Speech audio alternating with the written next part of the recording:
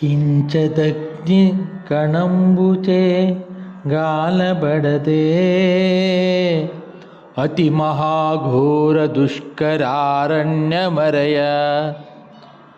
గురుని కృపచేత నిమ్మాయ గాలిపోదే కల్పనాతీత యోగాత్మ కేవలాత్మ కించదగ్నికణంబుచే గాలబడదే అతి మహాఘోర దుష్కరారణ్యమరయ గురుని కృపచేత నిమ్మాయ గాలిపోదే కల్పనాతీత యోగాత్మ కేవలాత్మ. జై గురుదేవ.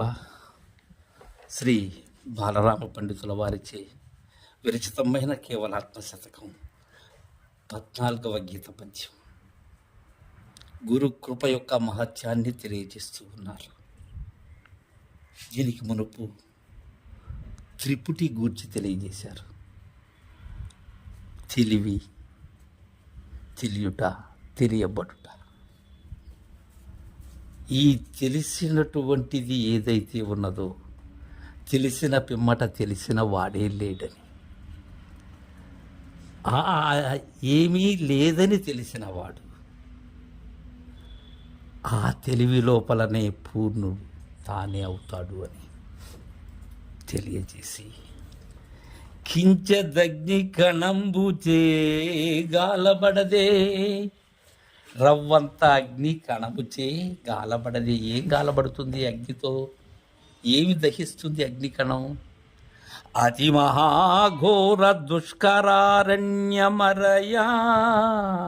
విచారించినట్లయితే అతి మహాఘోర దుష్కరారణ్యం అంటే చేయనలవి కానటువంటిది దుష్కరం. అంటే అతి కష్టసాధ్యమైనటువంటి, మనం ప్రవేశించుటకు వీలు కానటువంటి అరణ్యం కూడా ఆ అగ్నికణంతో సులభంగా కాలిపోతుంది. అగ్నికణం పరిణామంలో చిన్నదే, కానీ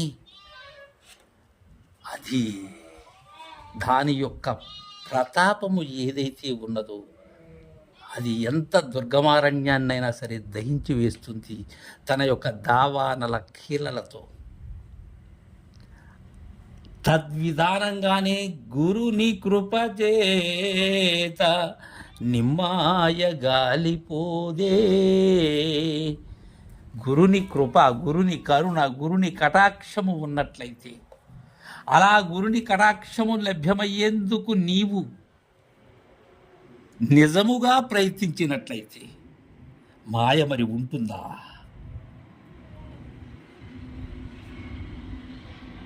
ఈ నీటి బుగ్గ లాంటి మాయ,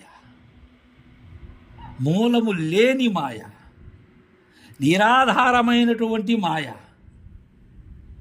అది కాలిపోకుండా ఉంటుందా? దానిని నమ్మితే అనేకాలుగా తోస్తూ ఉన్నదది. అది ఎప్పటికీ లేనే లేనిదది. అది ఉన్నది అనే భ్రాంతి ఎప్పుడు తొలుగుతుంది అంటే గురుని కృపచేత మాత్రమే కాలిపోతుంది. లేకనే కాలిపోతుంది. అది ఉన్నట్లుగా నీకు అడ్డం పడుతుంది. అంతేకాని వాస్తవానికి లేదది. దీనికి ఏమీ ప్రత్యేకమైనటువంటి మహిమల అవసరం లేదు ఆ మాయను ఛేదించేందుకు. గురుని కృపచేత చాలు. కల్పనాతీత యోగాత్మ కేవలాత్మ